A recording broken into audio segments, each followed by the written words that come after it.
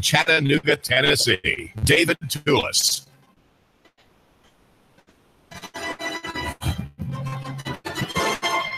It is a beautiful day outside in Chattanooga, and I'm glad that you are here, giving me just a couple minutes of your time, because that's all I need. I hope just 3 or 4 minutes of your time to give you the sense that you know what's going on in Chattanooga, that it is a city that has many blessings, many graces given to it, and one in which the people, I would suggest, are exhorted by Providence on high to give it to others, and that would be in the way of alms and charity and goodness, not the compulsory sort that we are familiar with that comes from the stewards in Washington with their food stamp programs or EBT programs, etc., but rather premised on force, but rather private giving, where the giving is voluntary, where the giving is from the heart, and where, or maybe even if it is a panhandler, from the necessity of having this foul-smelling, bedraggled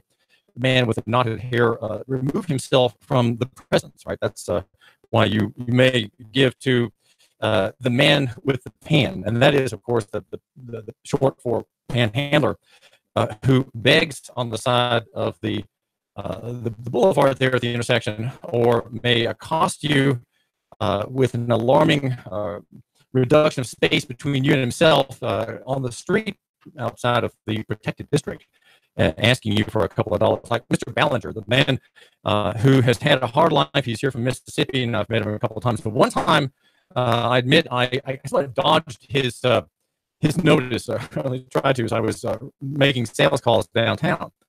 And I had already had lunch with him once, and didn't feel like I had the time to say no to him, and or to say yes to him, because if I said yes, I would have committed myself to walking with him again to the Five Guys restaurant and waiting in line if there was a line, and dropping $10 on a burger and fries, and feeling really the need to sit with him. And there I was, pressured to get home. Right, it was the end of the day, and Mr. Ballinger, who with his backpack and his accoutrements there up and down the sidewalk, and the second time I missed him. I missed seeing him, fearing he would close the gap between me and him, because that is David Tulis, the man sometimes without Christian grace, right? The man sometimes who's thinking only of his own needs, his own calendar, his own schedule, wanting to get home to his comfortable chateau, if you will, in Saudi Daisy, and not wanting to spend any more time downtown than he had to that day. But there are many blessings in Chattanooga. We are here at 92.7 FM, 92.7 FM, and 95.3 HD4. That is to say, high definition digital. We are a digital station with high def. It's so the high def is so rich that you can hear my Adam's apple bobbing in my neck, right? You can hear the movement of it. It is such a rich sound. If you could just dissect the various strains on the wiggling graph there, you can pick out the one that was David's Adam's apple bobbing, and it's only because it's on high definition. And that, again, that's 95.3 FM HD4. Now, we have a lot to get to today, and the thing I wanted to mention now is the prospect of a meltdown in a bubble. And it's so good to have you back on the air. Oh my, David, keep that door open. It's hot in here. You're a bunch of nuts. I walk in here, it's like 95 degrees. Aren't you hot? I'm in my jacket. David, it's so good to have you back on the air. Thank you, Mike. Now you have a lot of new listeners now. David has been doing this 5 years. A lot of brand new listeners. One listener, Mike, just one. And that's the man right the most important. And the woman now. Oh, yeah, that's right. Yeah, we have women can listen. Yeah, women are allowed to listen to my program. It's permitted. We have changed our policy. You let them listen? Did they want to allow this, Mike, to happen? Yeah, I think so. They let that happen. Okay. Hey, you know what's interesting? Since you're back on the air, this is the first time I've ever attacked your show, isn't it? The very first time. Okay. And it'll be the last. But I'm excited. Do you know why? We're helping the economy, guys. Hey, come on here. You know how we're helping the economy? Well, first of all, we've got 25,000 watts, and the equivalent of another Class B signal, and we're going to take this market by storm. So many people are calling in. So many people are texting and emailing saying, Thank you for a new exciting radio station. But listen, you were in the billboards, right? I think Mike used to sell billboards. Well, guess what? We're on like 13 boards. And guess what I had seen last night? What's that, Mike? The competition is buying billboards. I've been here 5 years, and never once did I see a radio station on a billboard. So thank you, radio. Come on. We just talked with Mike Wilson, our sales manager, or Jen Lambert about getting on a billboard. Well, we do it electronically. We don't do it the old-fashioned way. I know. We don't have to send a salesman. Right, Mike? That's why you're not doing billboards, because we do it electronically. You don't have to go to the workplace anymore. Wait till that happens in radio. The coming ruination of the billboard industry is in view here. I mean, this has come just the past couple of weeks, Mike. Absolutely. And we can see decentralization where you, the listener from your keyboard, can have your own billboard, use a PayPal account and pay for it, and you can have any message you want out there as long as it's not, It's amazing. It's amazing. But here's to wrap up the billboard story. Is there a story? Well, there kind of is, because if you shine light on crap, it's still crap. You know that, right? So what's funny is the competition, which is the big guys. Are they the big guys?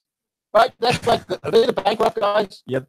They're bankrupt, right? They went bankrupt. One national radio talk station has $20 billion in debt. I think they went bankrupt. One has about $3 billion. And they're so afraid of us. They're spending $50,000 to promote against us this rating period. But they need to be very, very scared. You know why? Because all those listeners are over 65. Every one of them is over 65. And we're the new hot hip talk spoken word lifestyle radio station that targets people 25 to 64.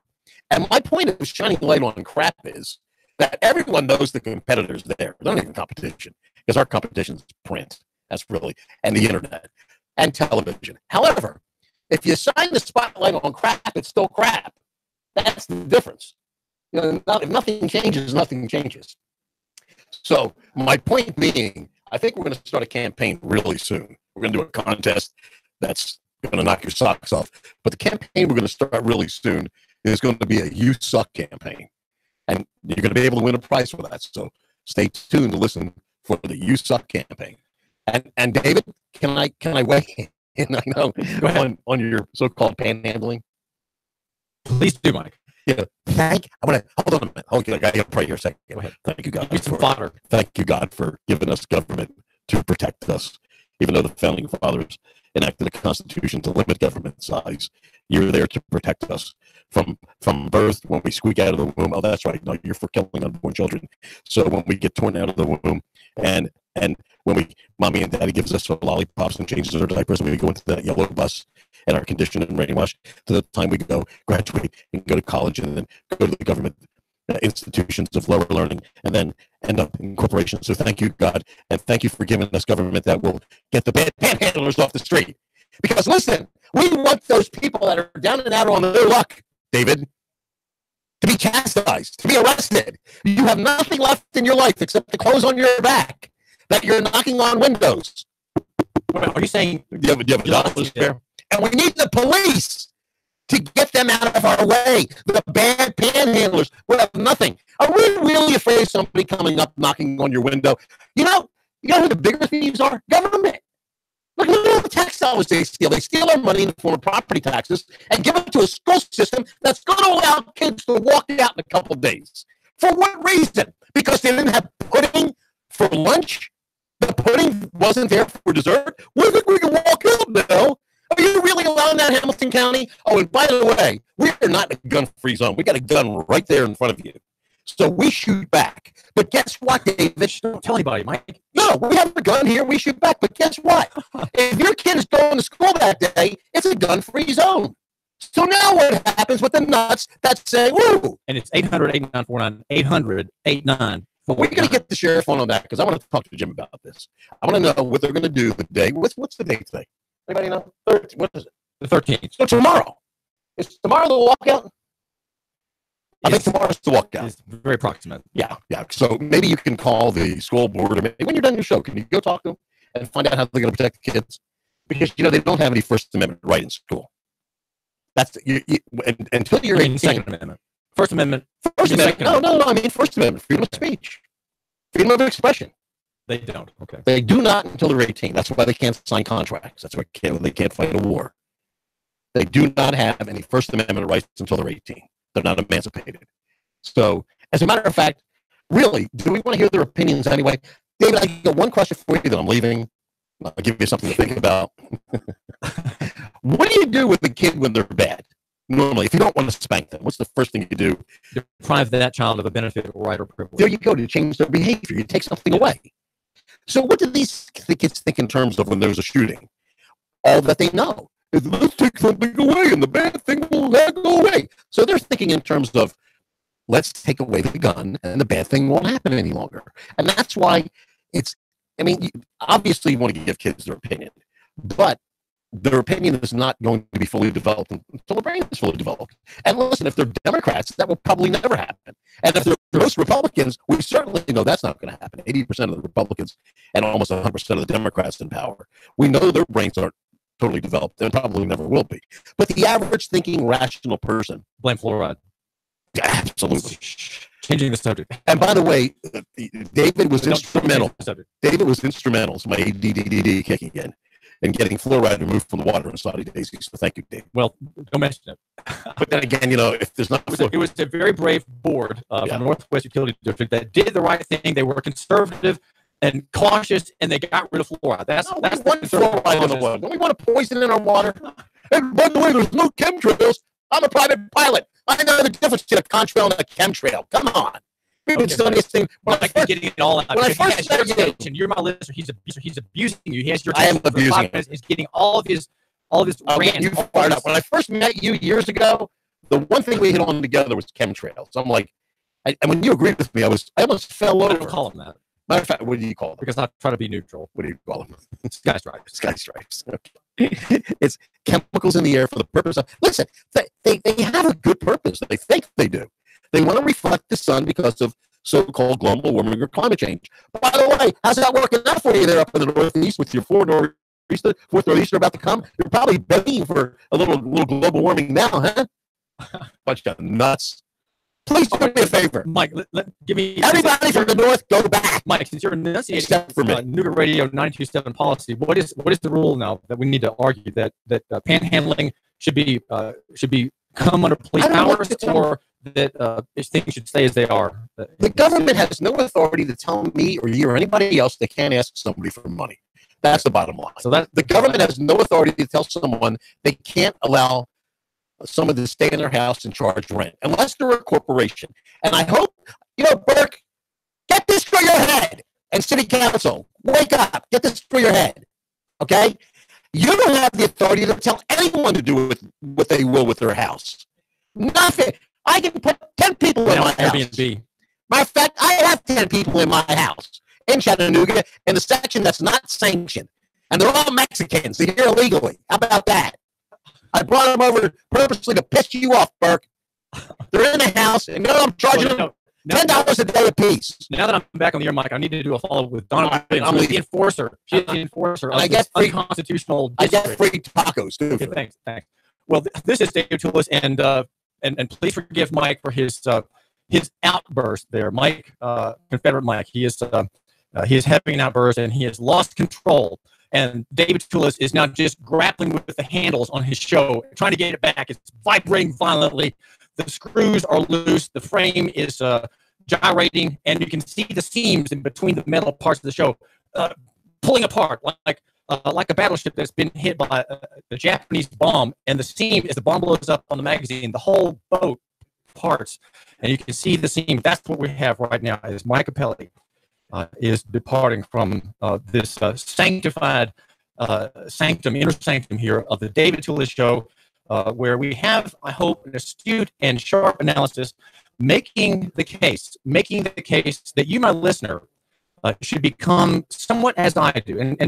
And this is a fault of mine. I am Nooga-centric by fault. Okay, I say that with a sense of apology, because I have this fantasy that Chattanooga is the center of the universe, because you're here and I'm here by the way God designed things. We think that we are the center, and that what matters here is more important than what happens in Washington or in the governor's mansion, or the governor's office in Nashville, or the legislature. We argue that you should love your neighbor, and that you should buy local, that you should act in prejudice for local over national, local over international, that you should be a free trader, and that you should care about the free market, because the free market is what we argue for. And I think it is a prejudice, it is kind of a bias that I have, and that is the free market constitutional analysis. Though I want you to know one thing: if I had been alive in 1778, I would have voted against the Constitution. I would have voted to not ratify it. I would have been in Patrick Henry's party. They ended up with the unfortunate name of anti-federalist. I would have been an anti-federalist because I would have seen, as Patrick did, the coming consolidation, the rise of the unitary nation state, the mechanical process of government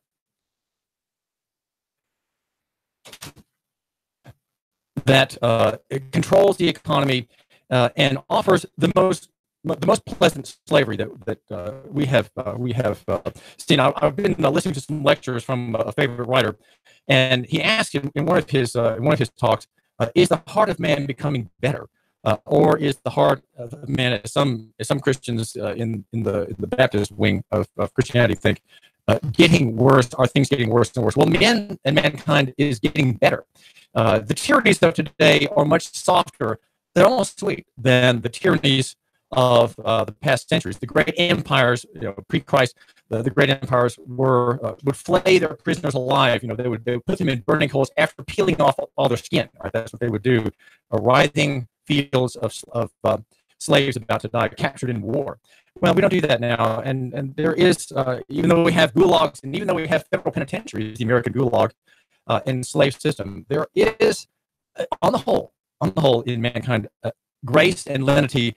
The tyrannies are much less tyrannical than they used to be, and today people like me are aggrieved at, for example, the claims of Tennessee government to have ultra-virus authority over the right of travel, making the argument that everybody has to have a driver license to be on the road, otherwise you are committing a crime.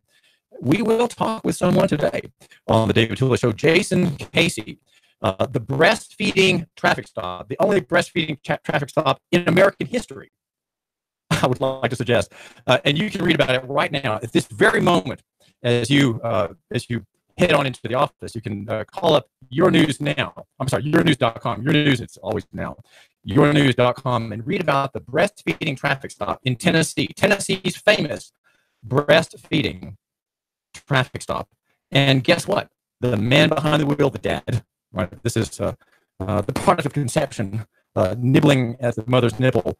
That man traveling freely and not arrested, as it turns out, not arrested in McNairy County. David Tulis here, and we are arguing that near is better than far, that small is better than big, and that simple beats complex. Personal is in the footnotes now. 5-point top, Helvetica, better than corporate. Personal is better than corporate, we suggest here on the David Tulis Show, and physical than abstract. Now, I've got to get to this economic analysis, but in a nutshell, this is the 3 minutes that you need to know. Okay, we are in a bubble. We are in an economic bubble, and the bubble will burst very soon.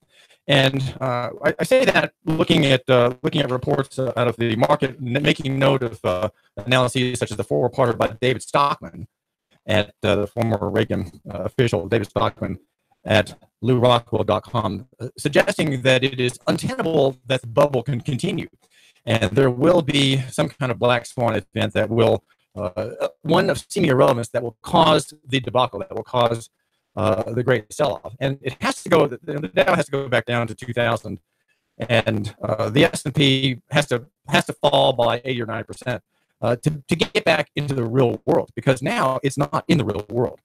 And we know it's not in the real world because there has been a rejection of of something in the past, and that past would be Article 1, Section 10 of the Federal Constitution. As faulty as that document is, it does make one very important rule in that section, and that it says no state shall make anything but gold and silver coin a tender of payment in debts. And because of that rule, it forbids states from creating their own fiat paper currency schemes, as it also forbids the federal power of doing likewise, which the federal power, of course, ignored in 1913, very into the year, the Christmas break, when it created the Federal Reserve System, to do just that. That happened some decades later, and finally the American economy made a separation between itself and lawful coin and lawful currency. So now we have a billowing of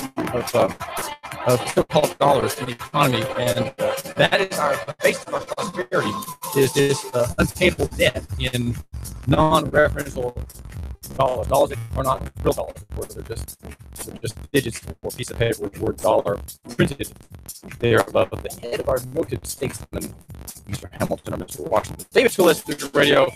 It's gonna pop soon, but now some important messages. The Tennessee Valley's news talk leader, Nooga Radio.